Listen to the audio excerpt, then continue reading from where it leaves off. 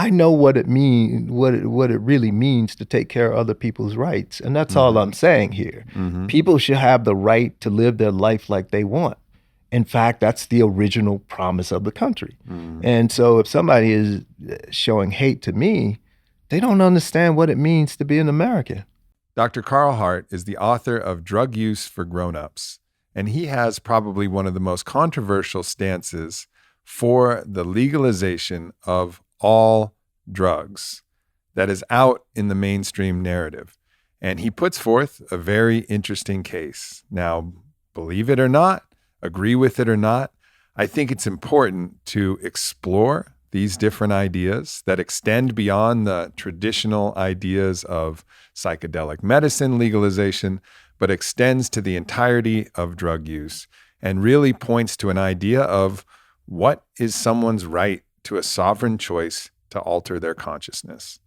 Now, this is a very interesting podcast, and I'm looking forward to sharing it with you and hearing your feedback about what you think of Dr. Carl Hart's ideas and also his own personal stories from his own experiences in this field that he is particularly interested in talking about. The truth is that we're all the master, we're all the healer, we're all the mystic.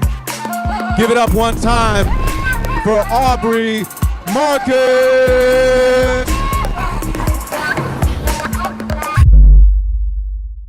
Dr. Carl Hart, thanks for coming in. Glad to be here, man. So I want you to fast forward to a time where you're a grandfather. And I don't know what your family... I'm a grandfather now. You're a grandfather now? Yeah.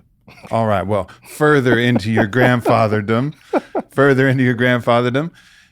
And I want you to imagine your grandchildren, maybe a grandson, a granddaughter, maybe a great-grandson, great-granddaughter, saying, Grandpa, tell us about when they used to throw people in cages for putting things in their body. What was that like? And you have to explain to them what's going on in the world and what's been going on in the world where people don't have the sovereignty of their own consciousness. Well, I don't think that's going to be a time in my lifetime. You know, there's just too much money in putting people in cages. I mean, there's just too much money to be made, and that's why it continues. And so I can't deal with that fantasy because it ain't gonna happen. Really? You don't think there'll be a time when we'll just look back at all of this nonsense where somebody else gets to tell another person what to do with themselves and say, what the fuck were we thinking? And then this whole revolution will come. Let's think about where we're at. Yeah. We're in Vegas at the Meatdelic conference, and there's this focus on psychedelics kind of thing.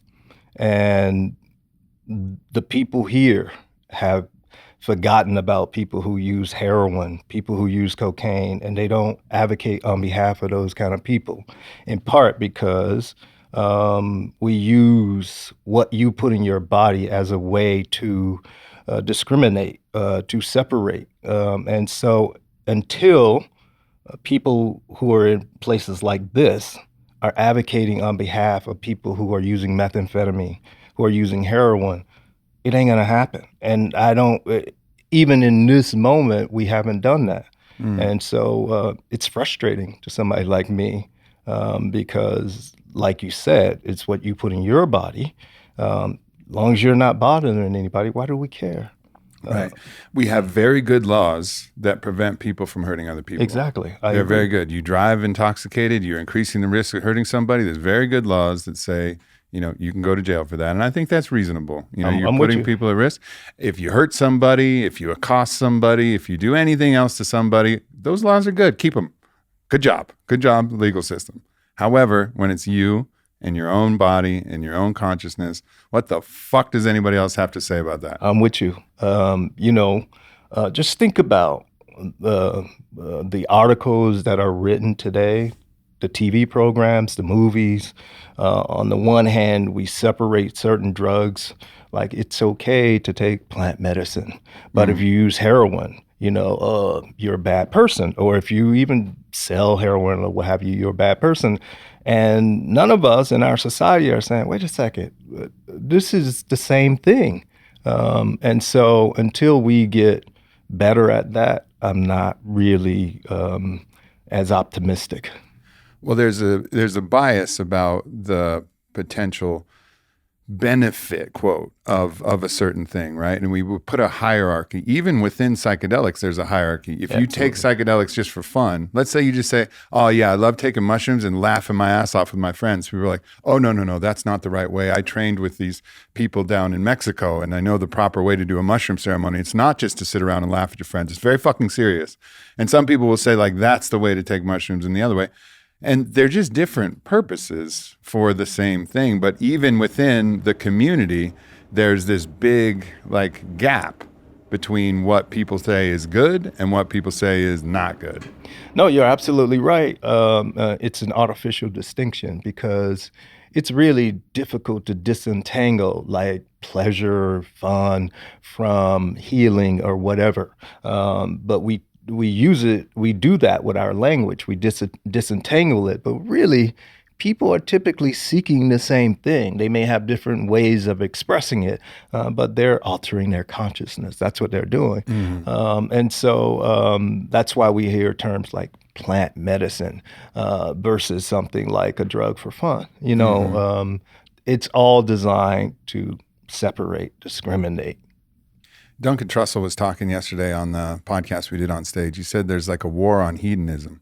Like there's a war on the desire for pleasure, as if the desire for pleasure is something evil, bad, not good. Whereas the desire for something productive, some higher virtue, you know, that's what's good. And it was very interesting to hear him talk about that because really when you boil it down, what are we here for? We're here to have the most enjoyable life we can and to help everybody and maybe every other being have the most enjoyable life. That's what I believe, at least. So like, how are you going to denigrate someone who's enjoying their life if they're not hurting anybody else's life? It's very interesting how we just accept this whole structure. Well, that's what Puritanism is all about, what you just described. Yeah, right? There's religious roots to it. Yeah, absolutely. That's this country. Absolutely. So there's this sort of equating suffering with being virtuous. And that's part of what happened with our religion in this country. And, well, you know, I wrote about this in the book. I'm just trying to help people to understand that pleasure is a good thing. If you feel better, you may treat other people better, or you increase the likelihood that you will treat other people better. But to have to say pleasure is a good thing, that's a bizarre concept. Yeah.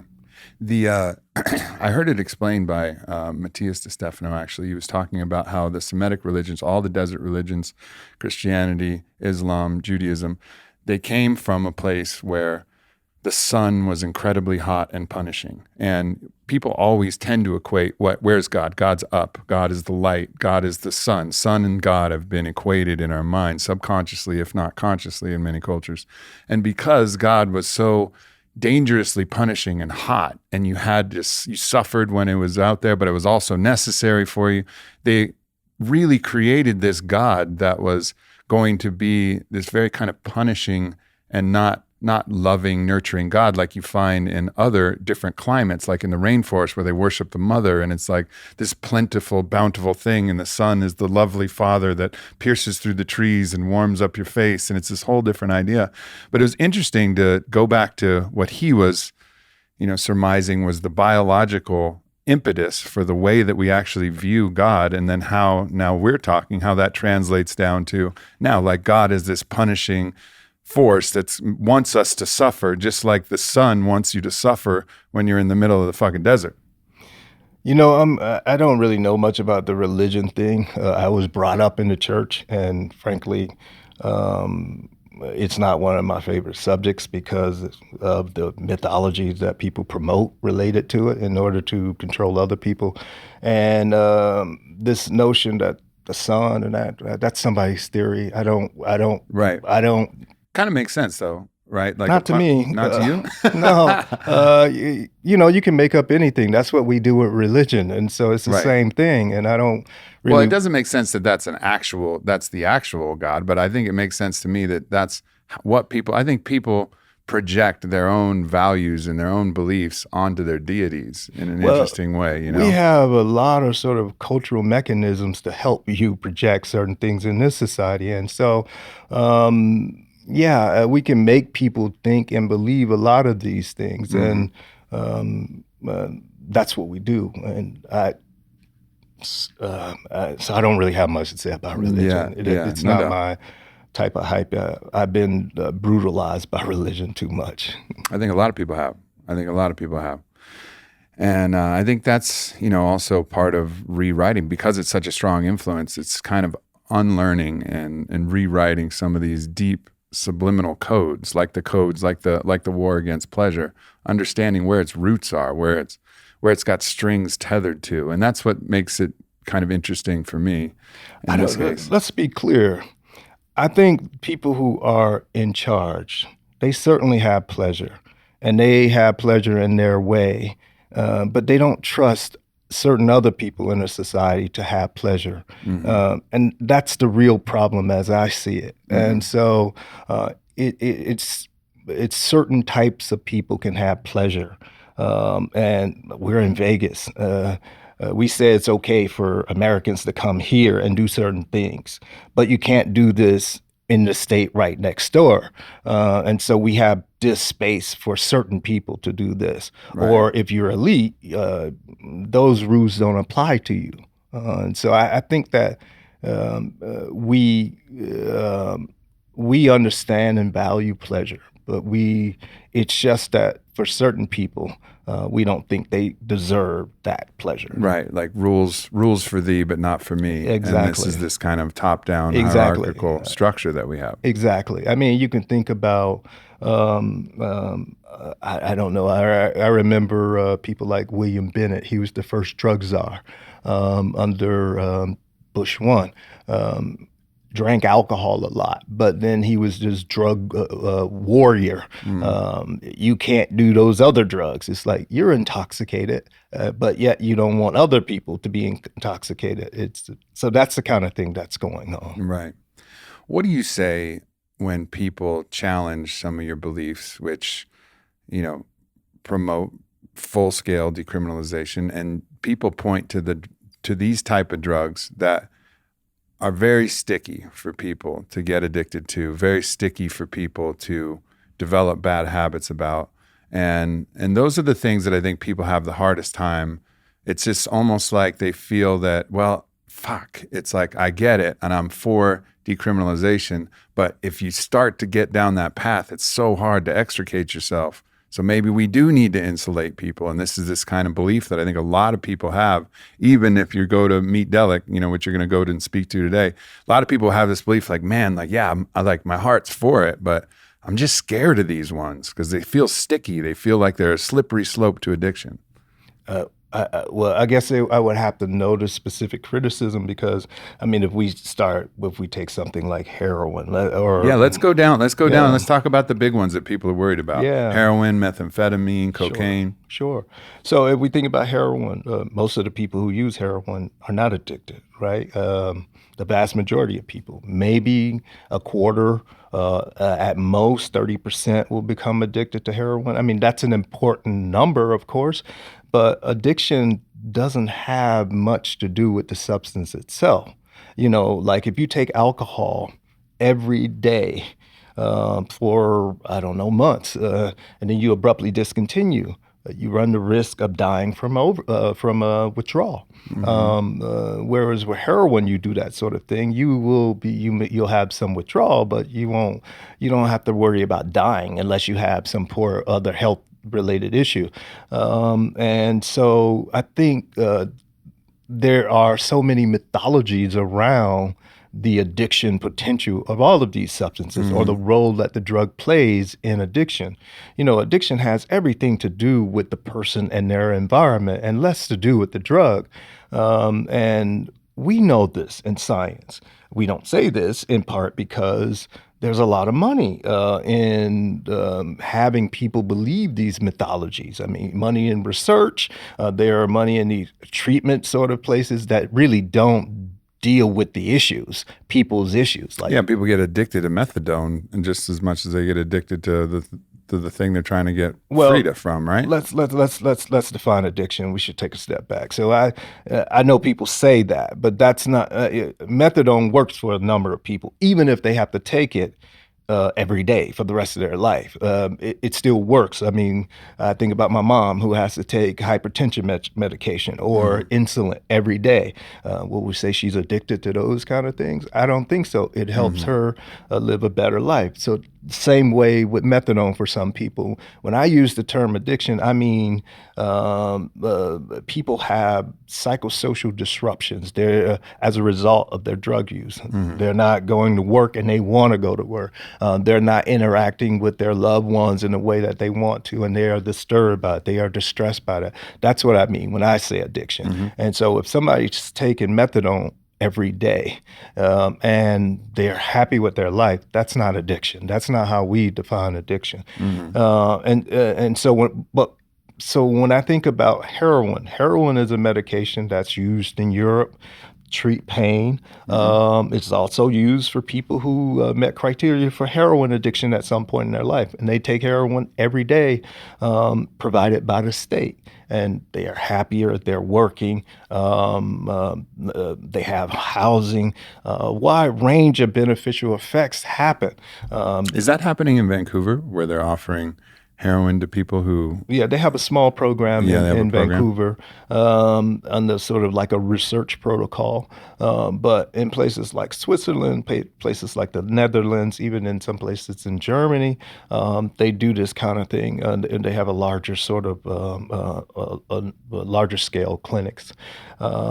So what we believe about heroin addiction, I think it's mostly fairy tale. Now, that's not to say that people don't struggle, because people do struggle. A lot of people struggle. Well, some of the people who struggle oftentimes blame heroin and not even look at their life. And so at some point, you don't want to blame the person who's experiencing these problems. And so as a result, we kind of blamed the substance. You don't have to necessarily blame the person without blaming the substance. You can look at their life. You know, people having a hard time with employment, housing, all of these things. Also, sometimes they're immature. We all make mistakes when we're younger. That's a normal sort of developmental trajectory. So all of these normal things that happens in people's lives, if they happen to take heroin, it's just easier to blame heroin or methamphetamine or some other drug as opposed to looking at the complete person. And that's what we've done.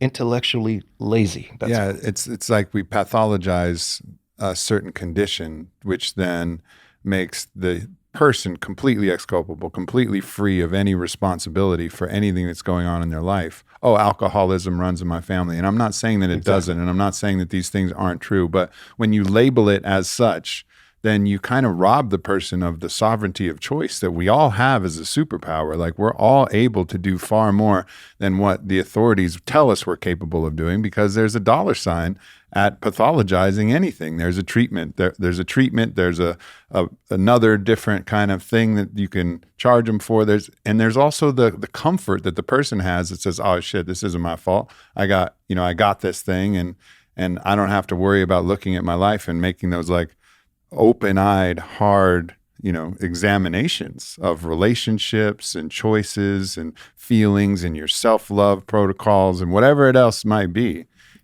Absolutely. You hit it on the head. And one of the sort of consequences of that is, I think about people who are suffering chronic pain issues. They can now no longer get opioids because of the hysteria around opioids and heroin in this country.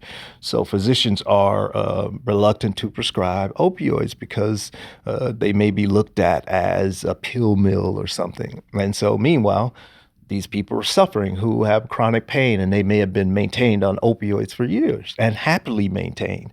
And so when we see movies, when we read newspaper articles vilifying opioids, we don't think about those kind of consequences. This is, everywhere you look, it's the opioid crisis. And even I'll say that I haven't even examined that, but at the same time, homie has some pain pills and they run out and I'm like, I'll fucking take one of those. It's a little bit hypocritical for me because I've had a Tylenol codeine and been like, yeah, it's fucking hella relaxing. That's kind of nice. And I don't have issues with my compulsion to continue to do it, but I've had it and it's been like, yeah, that felt good. That was a nice evening that I had. But at the same time, I'll look at and be like, oh yeah, opioid crisis. Like, and I understand lots of people are dying, and so there are facts that are absolutely but that's true. Separate. That's different from what you're talking about. Like the reason why people are dying are not because of opioids. That's what people are saying. Yeah. So let's help people like me who just accepted that at face value. Just take another fresh look and be like, okay, what's going on here? Yeah, I think I read somewhere recently, I think the number was like 90,000 people died from overdoses in the past year or something. And that's the preliminary number. And then, but when you actually go and look at the numbers, the most recent numbers we have in the U.S., there were 70,000, the CDC data. And then when you take out the people who committed suicide that they know of, and then you take out the people who were murdered and the drug was in their system, and then that number is about 65,000. And then when you take out only the deaths where the person had an opioid in their system or suspected to have had an opioid in their system, the number becomes 45,000. And then so when you start to really look at those numbers, most of those people had multiple drugs in their system. And then many of those people had tainted drug in their system. So they didn't know they had a drug like fentanyl or an analog of fentanyl, which are more potent, meaning just smaller amounts are needed to produce an effect, including overdose, than something like heroin or morphine. And so those people just didn't know. It was unintended because they got drug that was adulterated from the streets or something. And then when you consider who's doing the counting of these deaths, like who's filling out the death certificates, medical examiners and coroners. Medical examiners are physicians, and they typically have training in forensic pathology, whereas the other people who are doing this, filling out these death certificates, are coroners, and the only requirement is a high school diploma. And in a place like California, the coroners are largely the sheriffs, and they have various conflicts of interest. All of these people kind of have conflicts of interest. And then you think about some jurisdictions don't even test for all drugs, or some don't test on a regular basis, or their testing is inconsistent. And then you think about people getting grants for the opioid crisis in some of these places. And so they are incentivized to make sure they include opioid on the death certificate. And so I say all that to say that it's really hard to die from a single opioid unless you have something like fentanyl and you thought it was something like heroin. And most of these people have multiple drugs in their system. So they don't know what drug was at toxic levels because they don't measure for that. Right. But yet the headlines basically say it's opioids, but they don't really know. And so I don't trust that, and I don't believe that, that this is an opioid problem, because we've had opioids around since humans have been around, and other countries have opioids. This is only a problem in North America. So like in Spain, they certainly do heroin and opioids. You don't have this problem. Other places, they also have this thing called drug checking, such that you can submit small samples of your substance, make sure it's clean, and then get a chemical printout of what's in it. We have that technology here, but we haven't shared it with the public, but we say we care about the opioid crisis. If we really did, then we make this available to people Yeah. who use drugs. So I don't think it's opioids. I mean, I use opioids and have, but certainly don't worry about things like overdose because first of all, I won't use drugs that I don't know what's in them. Yeah. You look though at in some parts of this story are, you look at the behavior of Purdue Pharma and you look at the behavior of pharma in general. I mean, you look at even fucking Pfizer, $2 billion in fines in one case, and pharma is doing some shady shit. And then this is happening. The way that they push medications, the way that they position medications, the way that they and so I think people have also latched on to this one myopic window of the way that this one type of drug was pushed and saying like, oh yeah, this was just an isolated thing with the opioids. I think it's kind of the thing with everything. Exactly. But this has gotten a lot of attention but people have kind of limited the window and scope to say, oh, Purdue is doing some shady things. Doctors have been doing that. Well, what about everything else? Like everything else, when it's a for-profit driven model where you have shareholders you're responsible for and you're really trying to maximize your profits, well, they're going to be giving things to people who probably don't really need them. And in the first place, and aren't educated about them and are taking them because like, oh, well, doctor says to take this, but they don't really know what they're doing. And I think that's like the key thing here is you just have this blind trust of the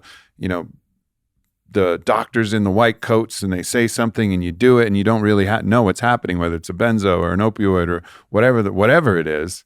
And it's this kind of weird space where we're in right now where there's people making a lot of money off something and people taking things that they really don't fully understand. Yeah, you said a lot to impact there. On the one hand, you're absolutely right. This is how the pharmaceutical company operates. This is how they get down. But one of the things that I try to do is try and stay focused, on what my expertise are in order to help with this problem. Yeah. And so one of the things we've done in the country is that we've kind of distracted the country by saying, oh, look over here at Purdue Pharma. They look at what they did, and they're responsible. I'd be the last person to want to be defending a pharmaceutical company, but they're not. But that's what people have. That's the way we've looked at this because it's easy and it's stupid and it's simple. But that's not it. Purdue Pharma they fought to have oxycodone be scheduled at a higher level at 3 as opposed to 2. So that meant that it was less sort of oversight because they said that oxycodone had less abuse potential than the other opioids. I mean, of course that's not true. But it's an opioid. It should just be scheduled just like another opioid. So they paid a fine for that. But beyond that, that's where they pushed oxycodone just like they push other drugs. And just like other companies are pushing their drugs. Now, when we focus on them, what we do is we set up the situation where, what about the people who actually need those medications? Now they can't get those medications because of our sort of focus on the evil pharmaceutical companies. And that's not really the issue here. The issue is they paid a fine. They pay for what they did in this case, but they're not responsible for like what's going on in the country. Much of what's going on is we're pulling the wool over the American public. It's like there are people who die from overdose, and it would be helpful if we were able to say exactly why they died, as opposed to just throwing it in this general sort of category. And then that does nothing to make sure that we save people in the future.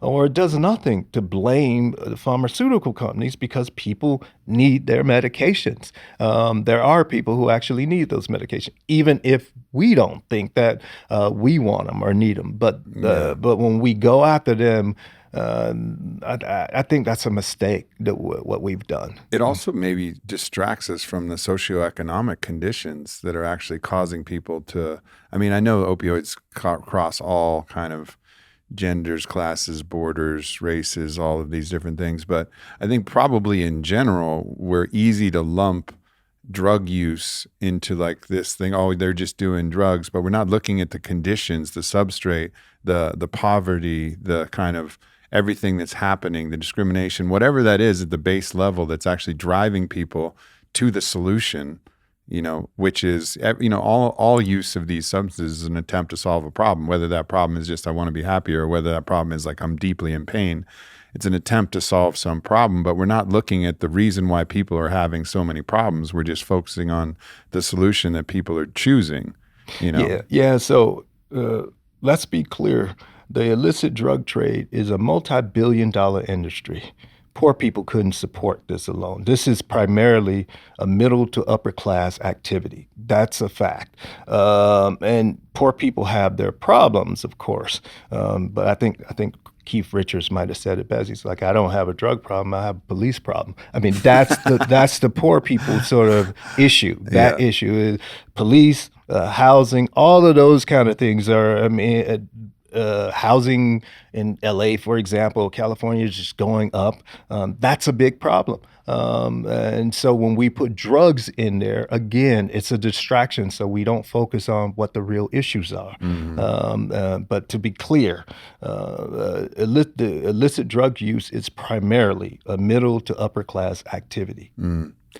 When you look back at history, and there was a time where opium was flourishing, and there was opium dens, and there was a lot of people, I don't know them personally, but seemingly intelligent people who commented on this kind of global degradation of society that allowing opium to be readily available was causing. When you look back at that, and I don't know if that's true or not, obviously I wasn't alive then, and I don't know what their opinion was or if they had biases, but I've kind of taken that as an interesting thing of, personally, I've never tried opium, but if I had the opportunity, if I'm just being honest, I trust myself, and especially if I trusted that the dose and the medicine was clean or the drug was clean, I would fucking give it a go. I'm curious enough to want to see what that would be all about. But nonetheless, I've also been like, yeah, well, fuck, maybe it makes sense. Like maybe when opium was around, like people just couldn't resist. It was too good. So opium comes from the poppy. And in the poppy, we have morphine and codeine. You've had codeine. If you've had codeine, then you know what opium is like. It's about the same thing. It's not a big deal. Same as with opium. Opium is not as potent as morphine. And so when people start blaming a substance for the degradation of the society, you can stop listening. We have alcohol in our society that's freely available, and it's certainly people can get in trouble with it, and people do get in trouble with it. But most of the people certainly don't get in trouble with it. The same is true with opium. The same is true with any drug. And so when people have these sort of stories, narratives about how some drug destroyed a society, you can stop listening, because either they think you're an idiot or they are an idiot, because that's some bullshit. Yeah. And it's interesting the way that we categorize certain things. Like, this morning I took a little bit of green Malay kratom, right? And this acts in some ways similar to an opioid. Yeah. And it is an opioid. Yeah. It's just it comes from different trees that are in usually Southeast Asia. There's some green Malay, I think it's from Malaysia. There's Bali, there's Thailand. And then you can actually refine that, and then you can refine that into a drug, and it's tramadol. And it's basically the act, as far as I understand, and I'm not too familiar, but that's like the active ingredient. So I'm familiar with kratom. And then again, if somebody has a tramadol, I'll be like, well, I'll have half of that, and it's so I understand. What I want to acknowledge is that I participate a little bit in a bias, and I think most of us do as well, where it's like, oh, it's kratom, it's from a tree, like all good. And then like, oh, well, tramadol, it's basically from kratom, so that's fucking all good, I'll have that. But then we'll be okay with ourselves, but we'll say globally, well, them, the others, the capital O others, the others though, I don't trust them. And how fucking condescending to say like, well, I'm good with this and I don't want anybody to fuck with me, but I know best for them, you know? And I think if we really examine ourselves, we're all participating in this hypocrisy and this condescension in a little bit of a way. I absolutely agree with you. I mean, because as you point out, like kratom is from a plant, so too is morphine, so too is codeine, so too Right. is opium, and heroin is just a small modification on the morphine structure. So they're all cocaine. It's from a plant. They're all plant medicine, but the stories that we've told around those drugs is why we behave like we do in terms of our hypocrisy. That kind of brings me to like patriotism in our country. You know, politicians, they wear like flag lapels, right, to show their patriotism. But then, of course, that's not patriotism. That's some superficial bullshit is what they do, right? But we haven't had the national conversation to say like what it really is, what patriotism is. It's like the founding sort of principles of the country is this thing of we all have this sort of life, liberty, and pursuit, those three birthrights that we're guaranteed.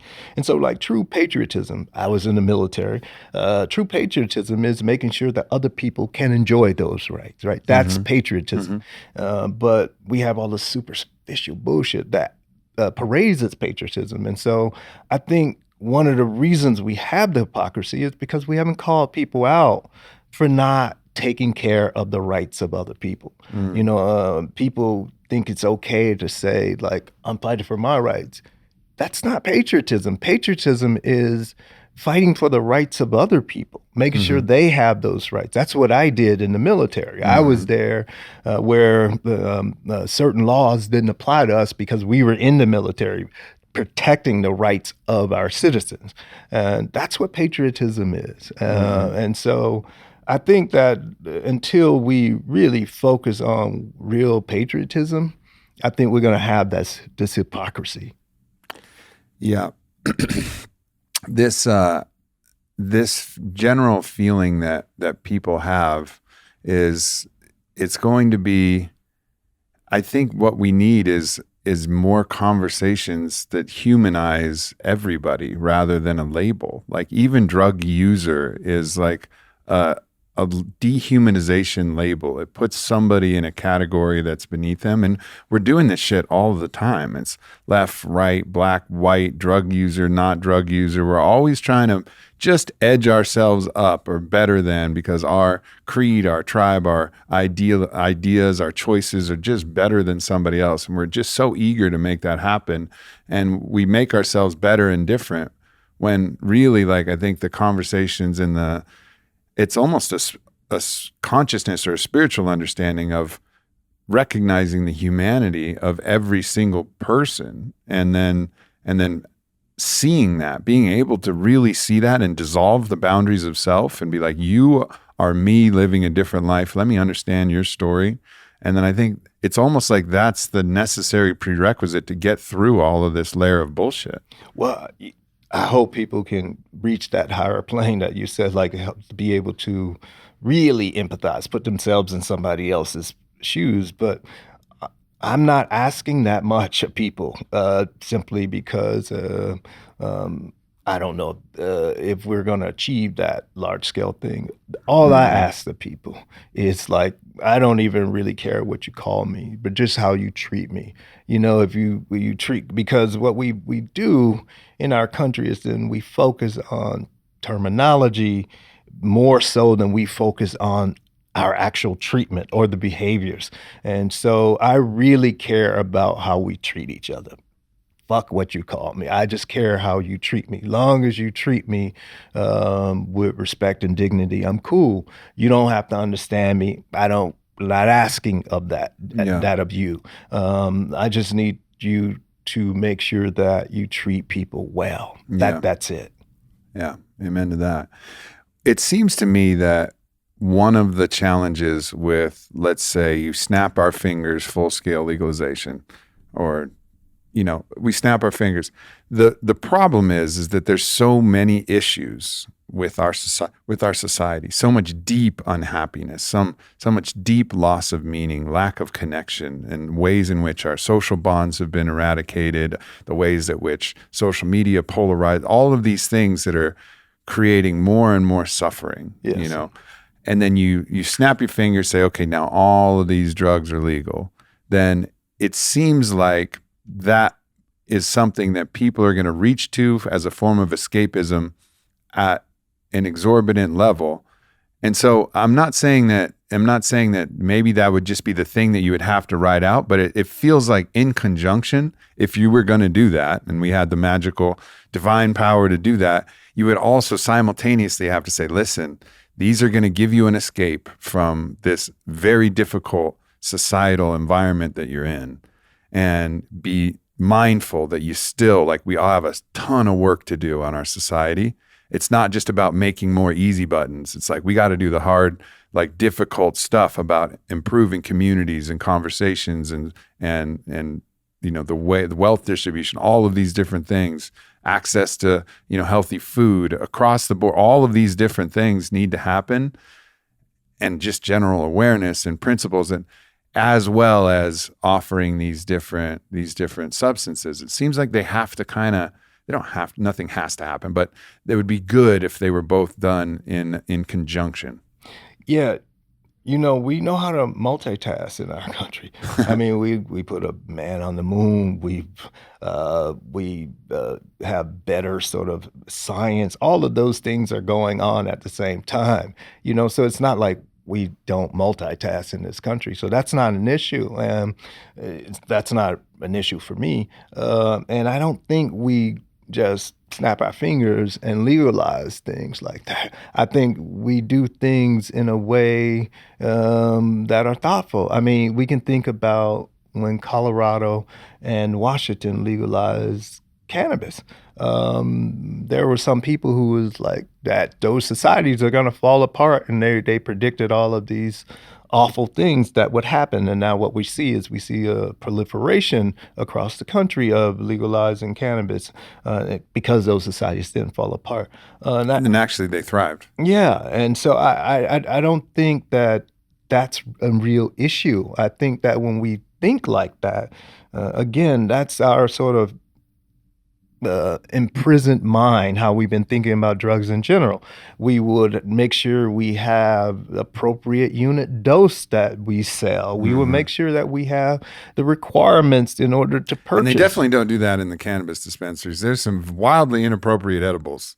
Certainly. It's like 100 milligram gummy bear. Like, what the fuck are you talking about? In a gummy bear? That's too much. Well, that's too much for you, but there are Fair enough. There are people who are tolerant, but this is part of the problem in our society. We think we know what's best for everyone, and we don't, and we You're don't. right. You're right. And so it's not up to me, to tell people how to live their life. Yeah. That's not what I'm here for. They just need to put a big, this is 100 milligrams. If you just want a gummy bear, this might be too much for you at this point. Yeah. Unfortunately, living in the world as an ignorant person, you set yourself up for some potential harm that somebody who is informed don't have to worry about. Yeah. That's going to always be there. Right. And we act as if we have to, that all with drugs, somehow it's different. It's not. It's the same thing. I've learned a lot about science in my life. And then there are people who don't know as much about science. And so they might be subjected to some of the sort of negative consequences of not knowing. That's just life. And there's some things I don't know in life and other people know really well. And I'm subjected to the negative consequences for my ignorance. And that's just life. Why are we acting like with drugs it's different? Yeah. Let's talk about cocaine. Yeah. And so I've been to Peru many times, and when you go to the Sacred Valley, the first thing they give you as you come off the plane is some coca leaves, and you chew them because the altitude is high, and you're above 12,000 feet, I think, and it helps. It's nice. And then you have coca tea everywhere in the hotels. It's coca tea, just the leaves in the tea, which contains cocaine as an alkaloid in it. And this is just commonplace, right? And then, then you get into cocaine, which then has, and I think pretty much everybody's like, yeah, if you go to Peru and they're giving you the coca leaves, you're not like, how dare they, but then it becomes cocaine. And then I think because of a lot of the ways in which cocaine has been used, and with Pablo Escobar and the whole, the violence associated with it, and also the culture that's been associated with it. All right, there's some stigma there on cocaine. And we've also been at parties where people have just been doing a bunch of cocaine and they're like fucking hollow-eyed. And I've seen that and been like, and it's not that I haven't ever done cocaine. I have, and it's not something that I enjoy. It made me feel like cool for 10 minutes and then felt like shit for like a day. So it wasn't something good, but I don't know where it came from. They could have been scraping the fucking stuff they spray on the motel ceilings with the kernels and grinding that up into a bag with a little bit of fucking meth and call it cocaine. I don't know what the fuck I was having, but ultimately it didn't work out for me. And I've also seen some other effects. So there's a stigma on that, but then there's an even more stigma on crack. Right? Like that is now, and it's just like a joke and a meme and all of this stuff. So from your perspective, like what is going on here from the coca leaf to the cocaine to the crack, and how all of these things, it just seems like layers and layers of stigma, some of which may be justified, some of which may be just fiction and nonsense. Yeah, it's a lot to say there. Aspirin comes from the willow bark, and so you can eat the bark, or you can have the synthetic sort of aspirin, or for a more efficient sort of amount of aspirin to do to relieve your pain. For example, like coca from the coca plant is not as concentrated as we get with like powder cocaine, so it's more efficient, and so. That's a sort of analogy we can work with. When people talk about drugs in the way that you just described, you have a limited sort of experience with drugs. Think about the first time you had sex. I don't know. Many people have like not such a good experience. No. Right. I'll tell a story. I haven't ever told this story. First time I had sex, I went to use a condom and I couldn't quite get it right. And I was so nervous. And then I went soft and then the condom wouldn't go on. And then I went to the bathroom to try to fix the situation, but that didn't work. And it was just so much pressure. And it was and I just came back and I was like sad. Right on. And it was a full failure. Right on. Right. That was it. That was it didn't even count. It was just a failure. Right on.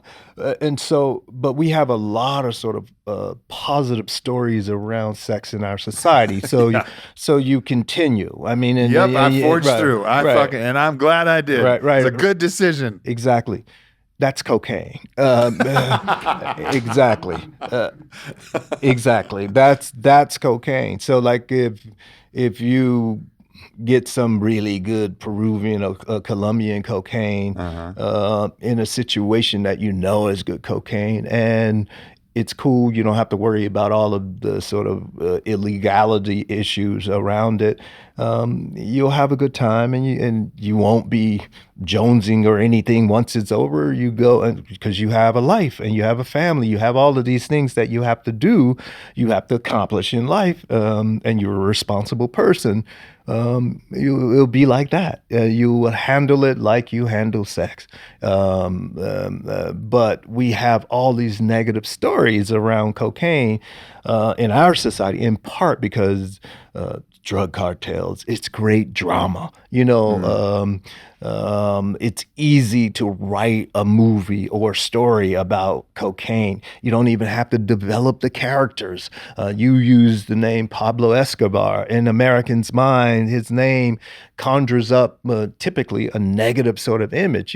Obviously Pablo Escobar was a far more complicated person than that. And there are millions of people who loved Pablo Escobar for a variety of reasons.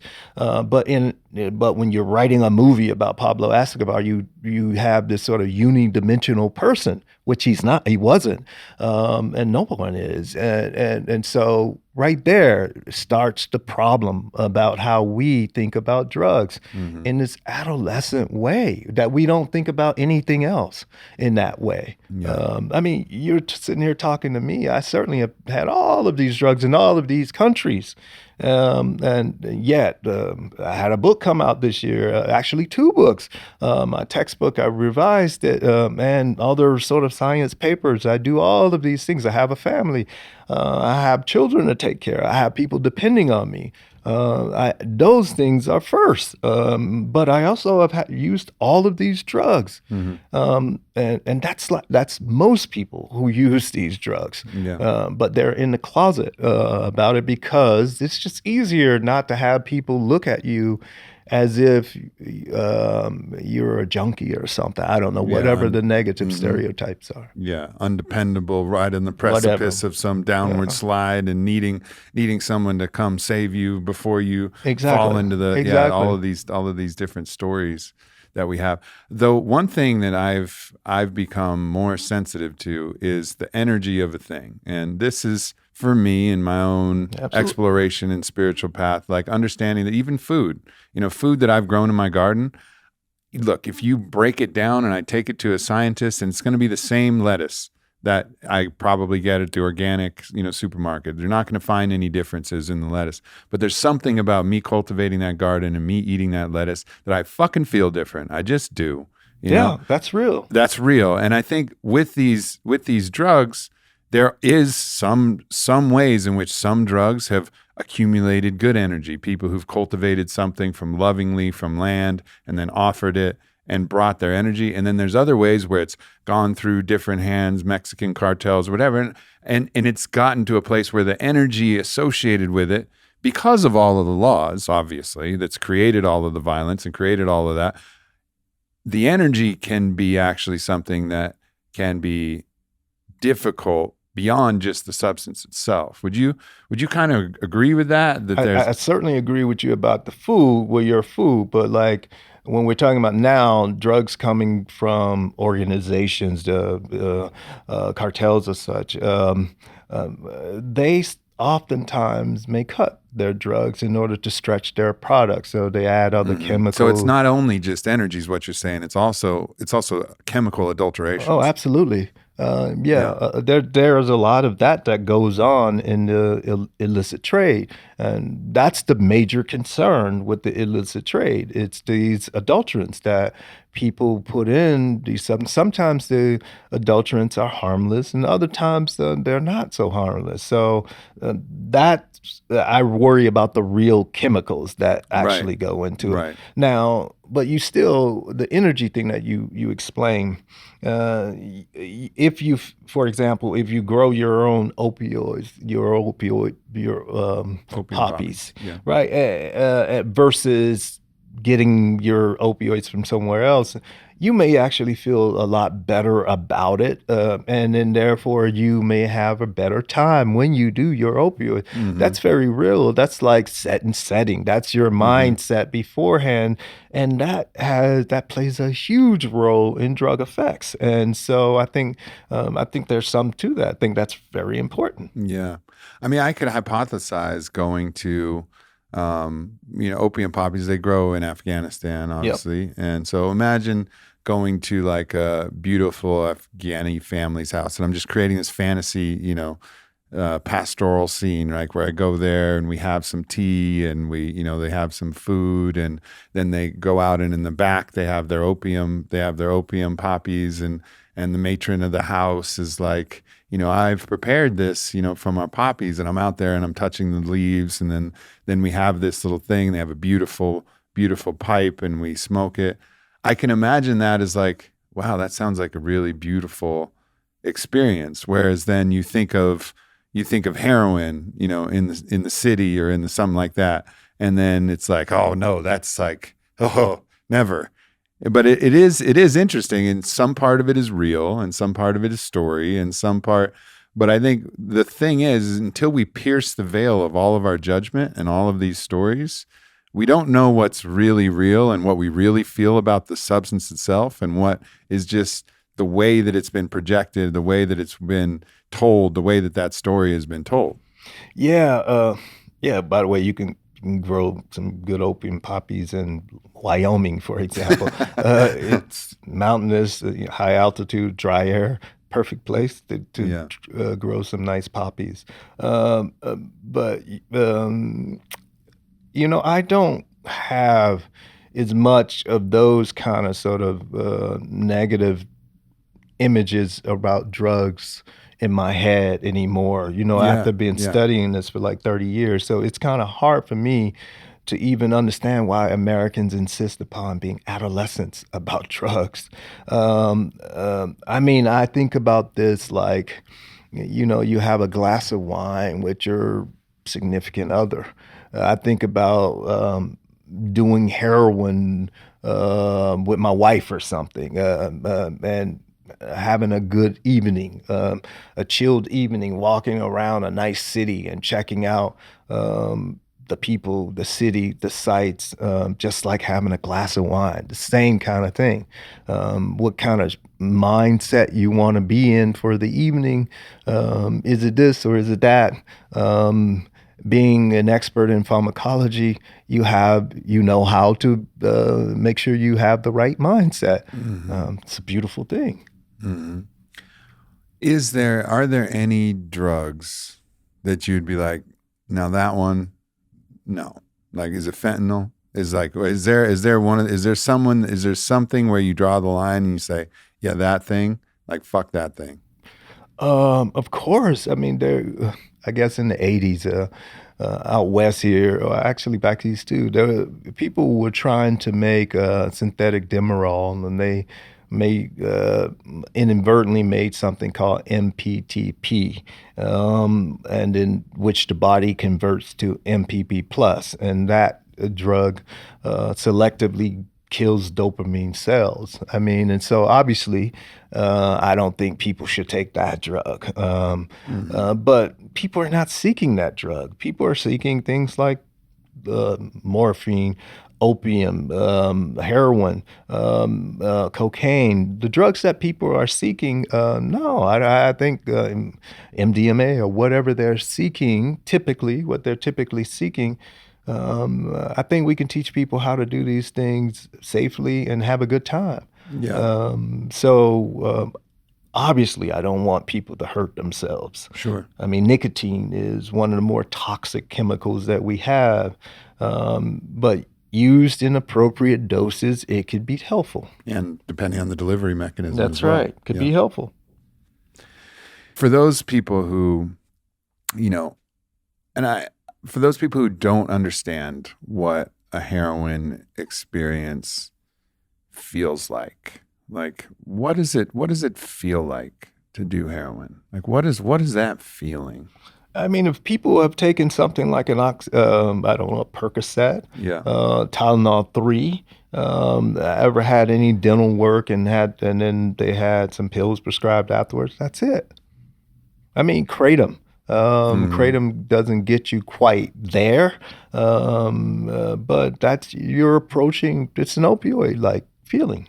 So you just kind of feel free. You feel like what are the adjectives that you would use to describe it? Yeah, like euphoric. I think about like happy, unbothered, in some cases magnanimous.